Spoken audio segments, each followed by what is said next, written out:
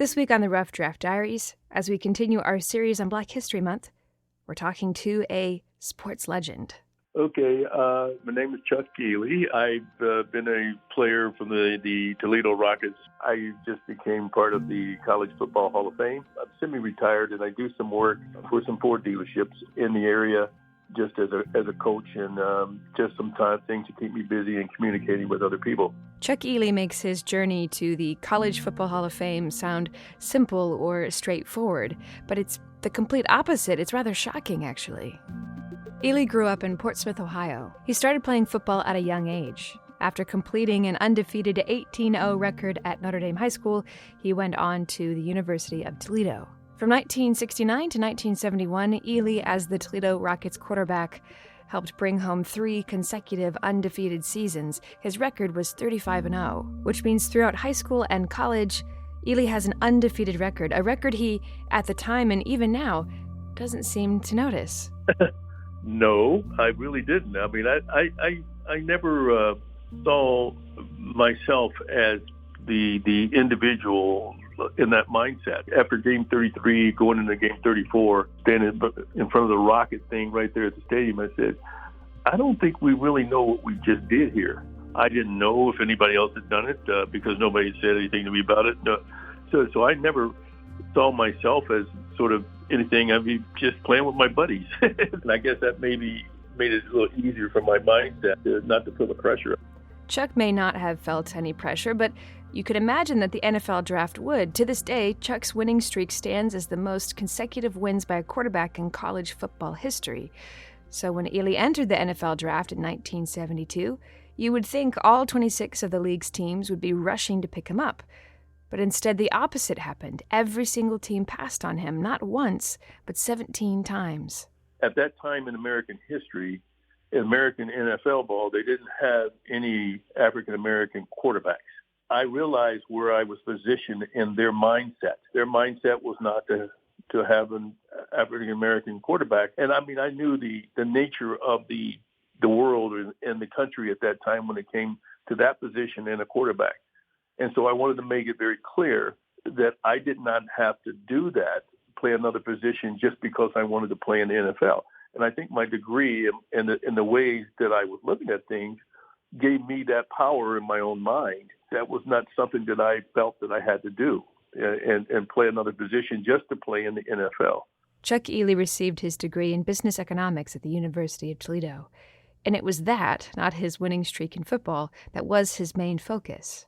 Creating a foundation and a future through education was more important to Ealey than football. Through education, he received the ultimate bargaining chip, the freedom to choose. Yes, it was a freedom thing. And I think, and when I try to talk with young kids and young people, is I think my degree and my education that I built on gave me a sense of power to be able to have options that I can look at.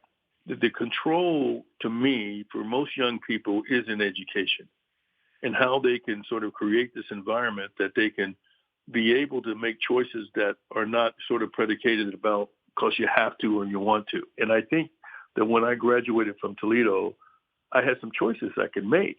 And it wasn't that me having to be hungry to play in the NFL at another position that wasn't mine. What I had in my other hand was my education. Although Ealey's main focus was not on football, it still found him, this time north of the border. Ealey joined the CFL, the Canadian Football League. He led the Hamilton Tiger Cats to the CFL title as a rookie, becoming the first black quarterback to do so in league history. He retired in 1978, but in total, Ealey played 7 seasons in the CFL, passing for 13,326 yards and 82 touchdowns. With his track record throughout high school, college, and professionally, it seems Ealey would be an early choice for the College Football Hall of Fame. But just like the NFL draft, he was passed over time and time again. It took up until now, 2022, for Ealey to finally be inducted. It's a moment that Ealey celebrates with his typical, unwavering sense of optimism. If they had inducted me 30 years ago, I would go in there and nothing else was being said about me. But because it didn't happen, every year almost it seems, this came up as an issue of why not. This created an avenue for my kids to grow up hearing it and knowing it. My grandkids now know it. every year my name sort of came up, or every other year the question came up, why not? And I think the better thing down the road was there's been generations of people who have heard about my name with my team and what we did as a group that never would have happened if I had gone in probably when it could have happened and should have happened. And so you just take the good with the bad. And so now that it's done, no more conversation. You just take it. You just take what you could get. Chuck brings, as I mentioned earlier, this unwavering sense of optimism to every project he's connected with. He calls it his undefeated spirit, something he inherited from his mother, who always focused on the possibilities and looked beyond the negativity. Chuck is now looking to find this undefeated spirit in other individuals. It's actually the name of the program, Undefeated Spirit. Through youth mentoring, high school, and college awards, Chuck is creating his own community of optimistic game changers. Working with the foundation, the Undefeated Spirit program we have there in Toledo, and encouraging and recognizing young men and women who are trying to get through that process and understand the value of education and the direction they go, and building off of that. I think that that's kind of like where I am right now, and I'll take each year as it comes and see what happens.